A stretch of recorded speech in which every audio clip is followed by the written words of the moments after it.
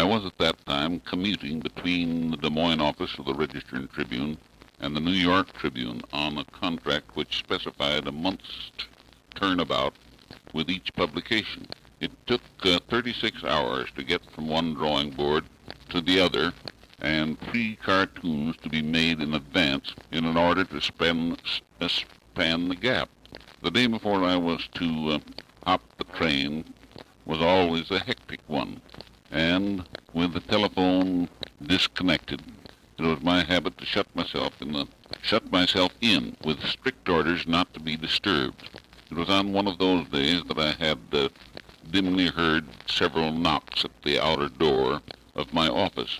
Late in the afternoon, I heard through 2 intervening closed doors the agitated voice of the managing editor calling my name. He had come up 3 times to tell me that Theodore Roosevelt had died that morning at 9 o'clock. It was now getting late, and he thought I ought to make a cartoon on the subject for the next morning's paper. The news shocked me into an emotional coma, as it did a great many people. It was a subject which demanded a supreme effort, and there were only 2.5 hours left before the deadline in the engraving department in order to have a plate ready for the morning issue. Period. There was not a moment to lose. I couldn't think of a thing. Not anything at all. Period. I looked at the blank sheet of cardboard in front of me in utter despair, and more to be making a mark on that haunting empty sheet of paper than because I had anything fitting in mind, I started sketching in the figure of Roosevelt on horseback, turning in his saddle and waving to me as we had parted after a horseback ride together the last time I had seen him at Oyster Bay, Long Island. Certainly that did not embody any fitting memorial to one of the most stimulating public figures in that generation. I threw it on the floor and took a new sheet of cardboard and started drawing a funereal wreath tied with crepe and the head of TR drawn in the center. That was no good either, and several others followed. Period. Completely stumped, I sat gazing blankly at my futile attempts cluttering the floor, when the idea struck me that I might possibly add to that first sketch a trail into the great beyond, and allowed it to be presumed that Roosevelt was waving goodbye not to me but to the world. It wasn't what it should be, but in the mental void I was in at the moment, it might be better than nothing. So I sketched in the trail and the vanishing buffalo-covered wagons and symbols of pioneer days disappearing in the dim distance. A shadowy sketch of the dome of the national Capitol filled part of the program, part of the foreground. It was so inadequate that again it landed on the floor with the rest. Time was up, and the M.E., the managing editor and chief of the engraving department, appeared in my doorway. I had to confess that I had failed, but pointed to the floor and the thin, unshaded lines of the picture representing Roosevelt waving his cowboy hat in farewell. Rough Rider hat in farewell. The managing editor picked it up, gave it the once-over, saying, quote, "No, it isn't very good, is it?" End of quote. It was decided that they would dig out one of the best TR photographs in the files, draw a heavy black border around it, and run it 4 columns wide on the front page. After a few minutes, the managing editor came stampeding to my desk. A recent fire in the Register and Tribune building had destroyed most of the morgue, including every good picture it had contained of the late ex-president.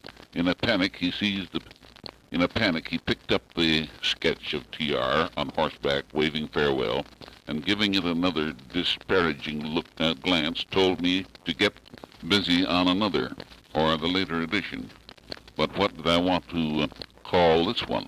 Quote, "Gone with the wind." No, quote, "Gone with the buffalo and covered wagons, end of quote, was the first line that came to our minds.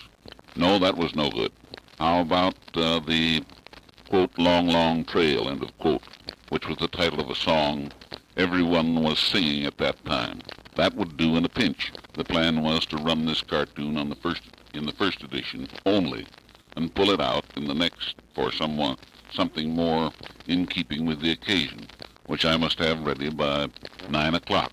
The managing editor had indicated that the wreath of immortelles, with lots of crepe and the sketch of the head of Roosevelt in the center, had at least the quality of dignity and bereavement.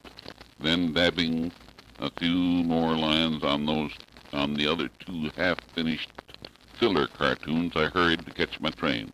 Paragraph. At breakfast the next morning in Chicago, I caught a glimpse of an extra edition of the Chicago Evening Post.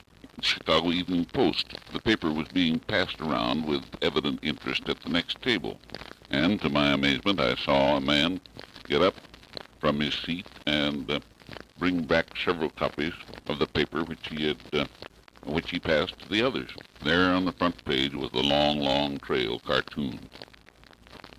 In my excitement of the night before, I'd forgotten to put in a stop order on the syndicate mailing list, and the mats had evidently gone out to all subscribing papers. Paragraph. The next day, when I reached the Tribune office, I found the editorial staff examining the engraver's proof of that same cartoon, with no evidence of enthusiasm. Yes, they had examined it carefully and decided not to use it. They would like to have me make something impressive, which they could run in the next day's issue, which was to be the day of the funeral. No one ever tried harder.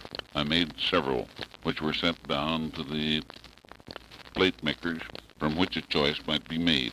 The brass hats hadn't been able to decide, and when I dropped in just before closing the forms to see which one they had chosen, they were taking a straw ballot of the reporters and rewrite men in the newsroom. The long, long trail won by a margin of 1 vote. The papers had hardly had time to appear on the streets before congratulations began to come in.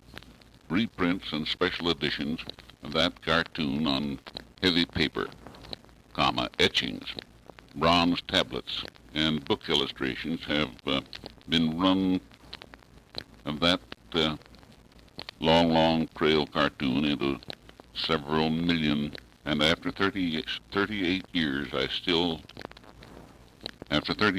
calls still come in for cartoons.